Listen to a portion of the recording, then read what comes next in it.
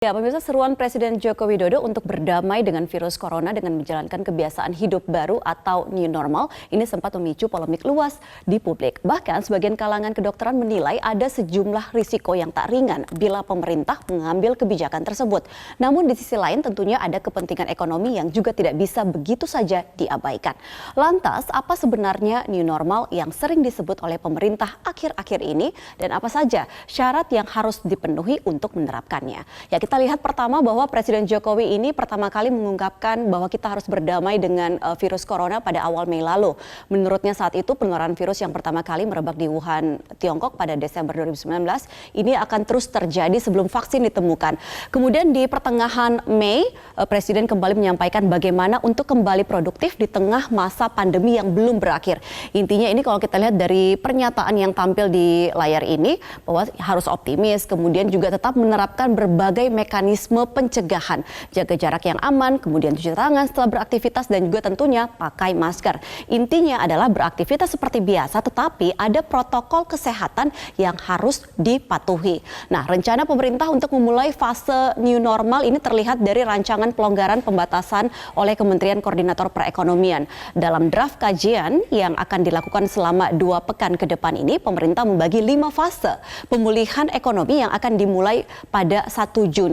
Nah, saat itu jika kondisi sudah memungkinkan, maka pemerintah hendak mengizinkan industri dan jasa bisnis ke bisnis untuk beroperasi atau B2B. Kita lihat ini adalah fase pertama. Saat itu adalah industri dan jasa bisnis ke bisnis atau B2B. Ini bisa atau boleh dijalankan kembali dengan protokol kesehatan. Kemudian fase kedua, ini kalau kita lihat pada tanggal 8 Juni, ini giliran toko, pasar dan juga mal yang mulai dibuka dan tentunya dengan catatan bahwa menerapkan protokol kesehatan. Lalu 15 Juni ini giliran tempat-tempat kebudayaan dan juga sekolah yang kemudian akan mulai beroperasi lagi atau dibuka tentunya dengan protokol kesehatan dan juga penyesuaian seperti misalnya shift diberlakukan.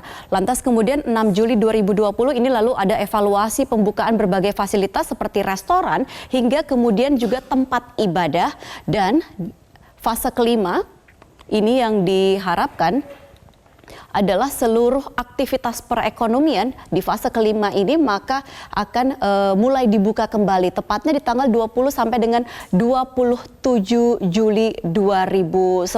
Ini adalah rencana atau skema yang sedang disiapkan oleh pemerintah dan saat ini tengah dikaji seperti itu. Nah, ada juga sebenarnya skema lain yang telah disiapkan oleh Menteri BUMN dan ini akan berlaku untuk seluruh BUMN dan ini dimulainya lebih awal yaitu di tanggal 25 Mei ini ada yang akan menjadi fase pertamanya. Nah, salah satu prioritas untuk beraktivitas kembali untuk BUMN ini adalah BUMN yang ada di sektor pariwisata. Terakhir pada tanggal 13 dan 20 Juli nanti ini akan dievaluasi semua sektor menuju skala normal. Nah, kemudian kalau pertanyaan berikutnya adalah pemerintah selama 2 minggu ke depan ini baru melakukan kajian terhadap rencana penerapan new normal, maka kalau menurut dari Menko Perekonomian RI, maka hingga saat ini juga tidak bisa ditentukan bahwa kapan akan dimulai secara pasti dan daerah mana saja yang akan memberlakukannya. Ini adalah terkait dengan new normal, tentu protokol kesehatan itu dilengkapi dengan pengkajian yang dilakukan. Lalu tunggu kajian dalam 2 minggu ke depan. Kita lihat pernyataan berikutnya dari Menko Perekonomian.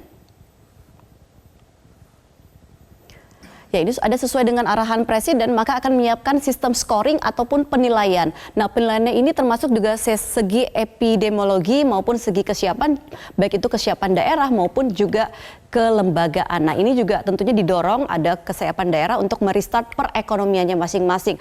Pemerintah rencananya akan menggunakan formulasi perhitungan reproduction rate dengan skala R0. Jika skala R0 ini suatu daerah lebih dari 1, maka daerah itu masih memiliki infection rate yang tinggi. Sebaliknya, kalau skalanya ini kurang dari 1, maka daerah itu bisa merestart lagi ekonominya dan menerapkan situasi new normal atau standar baru seperti itu. Nah, selain itu juga akan disiapkan sistem scoring seperti yang tadi disampaikan oleh Menko Perekonomian dari segi epidemiologi dan juga dari segi kesiapan.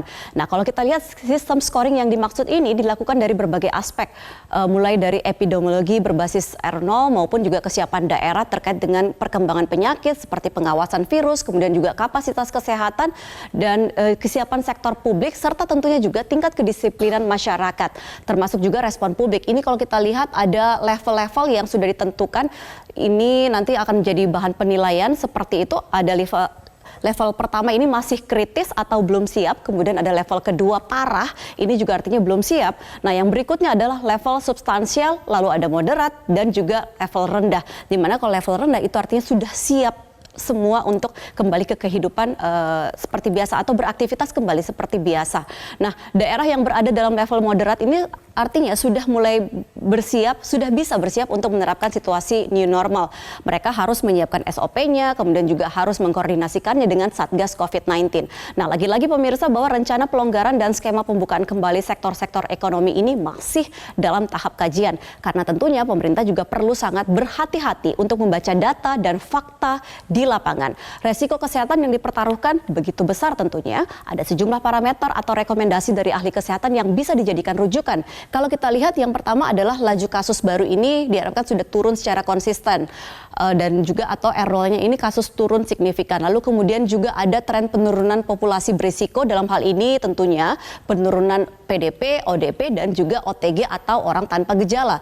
Lalu yang harus dipenuhi juga bahwa jumlah dan kecepatan tes PCR ini haruslah sudah memadai. Nah, kemudian ada juga kesiapan sistem kesehatan yang harus siap itu tidak hanya rumah sakit tetapi juga tentunya tim medis yang berada di lapangan yang menangani secara langsung para pasien. Nah, kalau kita lihat di sini tentunya sampai dengan saat ini poin-poin tadi syarat pelonggaran maka belum bisa terpenuhi seluruhnya. Karena itu akhirnya pemberlakuan PSBB pun sepertinya masih dipilih oleh sejumlah daerah. Termasuk juga DKI Jakarta yang untuk ketiga kalinya telah memperpanjang masa PSBB hingga 4 Juni 2020 nanti. Kemudian juga ada Kota Bandung yang diperpanjang hingga 29 Mei. Kendati secara provinsi PSBB untuk Provinsi Jabar ini sudah berakhir pada 19 Mei 2020 lalu. Dan sebagai catatan di tengah keraguan akan keefektifannya, hingga kini ternyata masih ada lebih dari 25 daerah yang menerapkan PSBB di seluruh Indonesia.